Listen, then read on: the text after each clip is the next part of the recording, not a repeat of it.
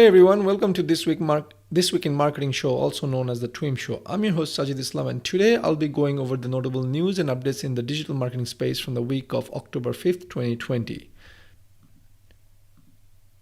For our first update is on Facebook. Facebook is working on a feature where you can add what they call an inclusion list for your stories.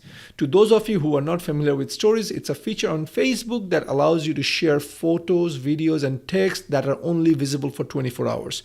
If you're one of the many people who enjoy posting stories, don't you sometimes wish there was a way to customize whoever can see your stories? I mean, you don't always want to share your stories with every single person on your friends list, right? Maybe you just want to share stories to be visible for a family, or sometimes maybe you want it to be visible only to your friends. The inclusion list solves this problem for us because this feature allows you to add specific people and choose to share stories privately with them.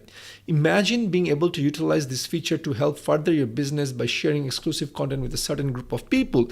So, in my opinion, this is actually a great feature that Facebook is rolling out. Is just going to be amazing in a way that sometimes if you are a privacy focused person, Facebook is basically enabling it to those privacy focused people so that they share more without feeling vulnerable or feeling like exposed to all these other random people when you're sharing your personal stuff.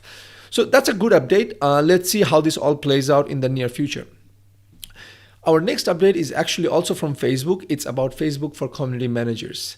What they're basically saying is that they are introducing a community manager certification program which is free. However, when you want to get the certification from them, it's going to cost about $150 per exam, and you'll be monitored via webcam to take the test.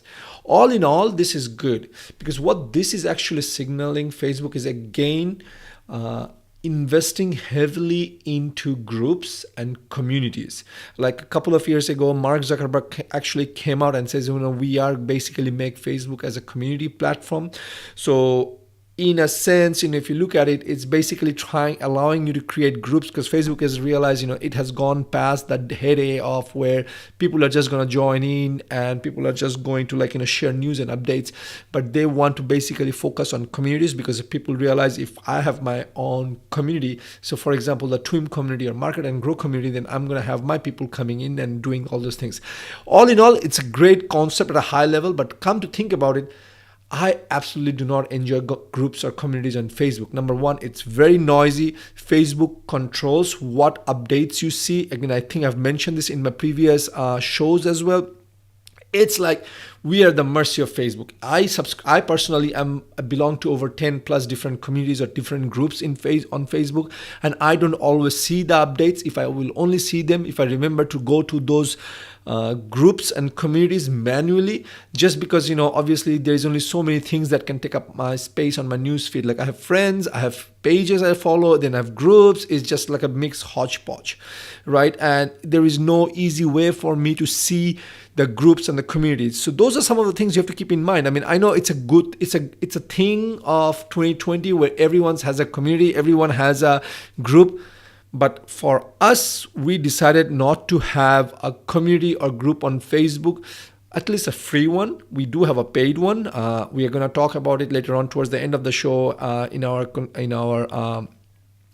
outro take. But for now, that's up to you. If you are investing on community and if you're investing on free groups, maybe this is a good thing for you. But again, people who are looking to get roles or jobs as community managers, this is great for them as well. With that, let's move on to the next update. Our next update is also kind of from Facebook, from our friends at Instagram. They're basically launching Threads, a new messaging app that gives you a way to communicate with only those you identified as your close friends on Instagram.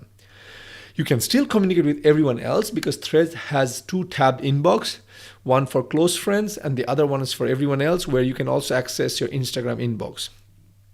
If you want more information on this update, you can find the link in our show notes and you can go check it out. But basically, this is yet again another tool from Facebook, aka Instagram, or Instagram, aka Facebook, to get us using their platform more and more. As if we have WhatsApp, now we have Instagram, now we have Threads, we have Facebook. My God, there's so many. Facebook is just wants to be everywhere.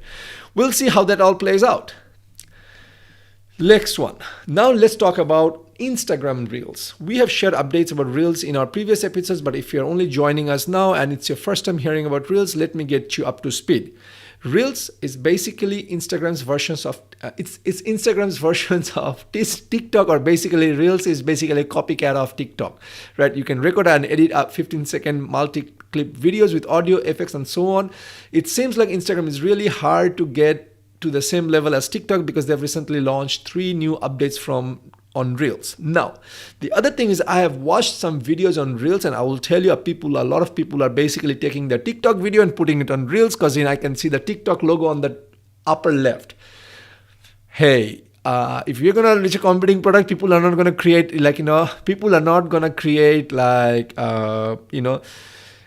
big brands might do it, like Gary Vee, or celebrities might do it, but all these users, they're doing it, it's just like, going, basically copying the video from one platform to another platform to this platform.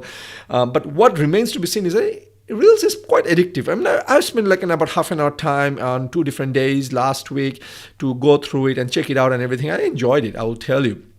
But this first update that Facebook is releasing is the ability to save sounds that you have created. The second update is the search function to make it easier for users to find a piece of music that they want to use for their videos. And the third feature is the ability to share multiple reels over DM as long as each of these reels possesses a consistent bit of audio used when creating them.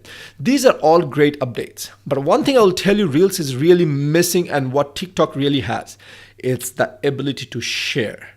Yes, folks, it's ability to share. I mean, come on, the product manager at Instagram Reels, what the hell are you doing? What great is a damn reel is if I cannot share it to people, to my friends or something like that? TikTok makes it so easy. That's why TikTok went viral. I mean, hey, I don't work as a product manager, and I know that's like the feature I want. I do not know what they have, what they have in their head or what's going on, but that's the feature. Because I saw something I really liked on Reels, I should be able to either share it to my friends, to the people I like, whichever way I want, and that's the way I will make it viral. You want to create a closed garden like Instagram has, which is like, everything has to be on Instagram. You can like, comment, and you can tag someone, or you can save it. That's fantastic. Then don't be cribbing about getting engagement. So guys at Instagram, if you're listening to this show, figure it out what your priorities are. With that, let's move on to the next one from our friends at Snapchat. So now Snapchat is finally launching their first commercial feature, and it's really exciting for advertisers. Why do I say that? Because first commercial will allow advertisers to ensure that their ad is the first thing users see when they tune into any of the Snapchat's original Discover shows. It also allows advertisers to do extended play commercials, which can be up to 3 minutes long. Businesses will also be able to transact via self-service and enable conversion tracking. Overall, this is a game changer for Snapchat. Why so? It's because it's basically Snapchat is creating their new own content originals like Netflix originals, things like that. They have the Gen Zers on their platform. They're engaging, and now, businesses and brands can advertise and attract them. So great move from Snapchat. I like it. Again, it kind of does what YouTube does to a certain extent, but overall I like it. At least they're doing something very different from what Facebook is doing, which is copying and just blatantly missing out a lot of good features. And with that, again, the next one is update from Snapchat is that Snapchat Originals is basically new original show that have interactive experiences. You can step into it and share. This is very interesting because it's bringing creativity and storytelling into an entirely new level. So to give you an idea, each of these series have several episodes, and each of these episodes are less than 5 minutes long. Some of those featured entertainers are big names like Swae Lee, Haden Smith, Kevin Hart, and so on.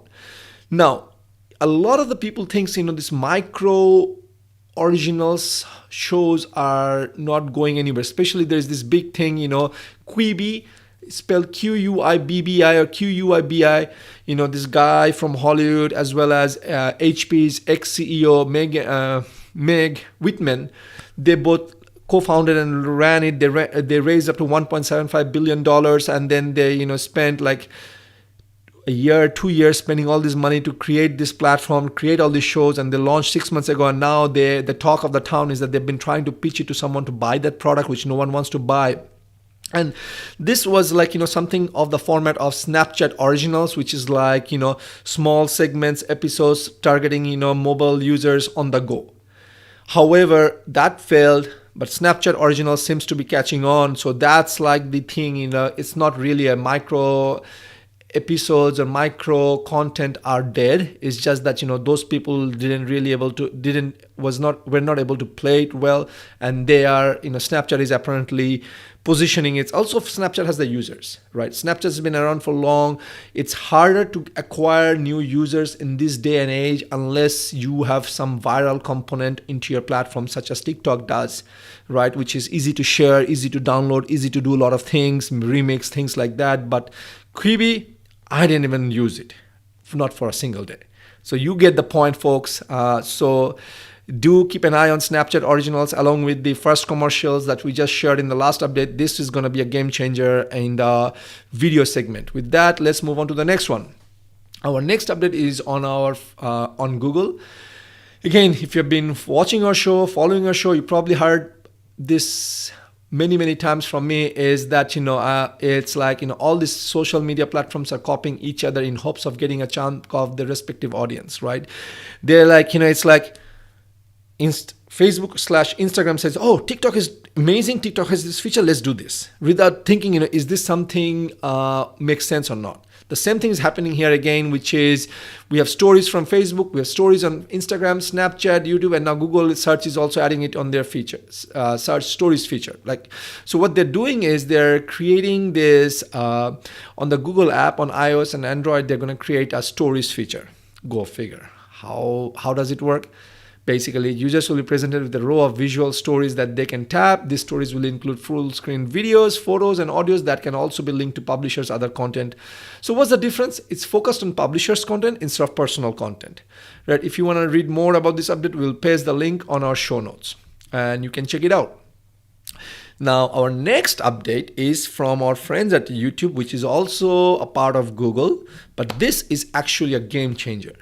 YouTube is working on a new process which will enable creators to tag products displayed in their video clips. And now why I say this is a game changer is basically because this will change the way shopping is done, right? Basically, Google is becoming a big competitor, YouTube is becoming a big competitor of Amazon. Folks, if you want to, I do not know about you, but before I want to buy something, I research products, and oftentimes I end up on YouTube to say what's the best. Even like this show that I'm recording right now, I'm using this Audio Technica microphone. I did a lot of review, I watched a lot of video on Audio Technica microphone, or best microphone for podcasting, best microphone for home office, home studio, things like that. Now, if I like someone, a creator who has created a great review, and that creator up until now was only earning advertising revenue. Now he and she, and usually people do that, they put link to their affiliate link saying, buy it here. Now they're making it a step easier, and you could actually connect it to your affiliate link product, or you could connect it to the Shopify store and things like that. So I hope I'm able to explain to you how big it is and why I am calling it a game changer, because it's absolutely going to crush it. So it's going to become the shopping destination for products, right? Everyone, it's like going to become like, in the US, we have this thing called, I think, QVC, which is a shopping channel. Everyone's already on YouTube. People are searching for products. People are doing like a lot of stuff, So Google is like really going into that direction. I can see it. It's going to become a major shopping destination. It's going to be a game changer. So folks, keep out. And if you are not on YouTube, you are going to miss out. Don't come and tell oh my God, YouTube is so expensive, YouTube is so crowded, because folks, this is the time to get into YouTube. If you're an e-commerce, or if you have any product, any services, if you're not on YouTube, you're going to miss out. So please get on it. With that, let's go to TikTok. Well, apparently, TikTok is still on in the US for some time, at least until November 4th. The US government has filed an appeal asking the judge to kind of, ban TikTok. The Trump administration is like, really fighting about it. However, I do have to tell you, it seems like TikTok has now officially been banned in Pakistan. Right? Yeah, well, we are in the US, it doesn't really matter, but apparently, TikTok has some content, the Pakistani government didn't like it and they banned it. How long is the ban going to last? I do not know, but it seems like TikTok's its popularity is its downfall, where it's being banned by different governments around the world. I believe it was banned in India beforehand. US Donald Trump is trying to ban it because of other reasons, but it is trying to ban it. Pakistan has banned it. We'll see other countries catch on or not, but for now, that doesn't really matter. But I just want to say, for now, in the US, it's on at least up until November 4th, which is the day after the election. We'll see what happens in between now and then, because anyway, everyone's so busy. Mr. Trump is focused on the re-election campaign and whatnot. So I don't want to make it overly political, but, let's just focus on that. With that, already folks, that's it for This Week in Marketing. Now you know everything to be in the know. If you'd like to read more, make sure you visit our show page where you will find the link to the articles. And if you enjoyed this episode of This Week in Marketing, please make sure to give us a thumbs up and follow us on your social media pages. Once again, this is your host, Sajid Islam, signing off until next week. Take care. Bye-bye.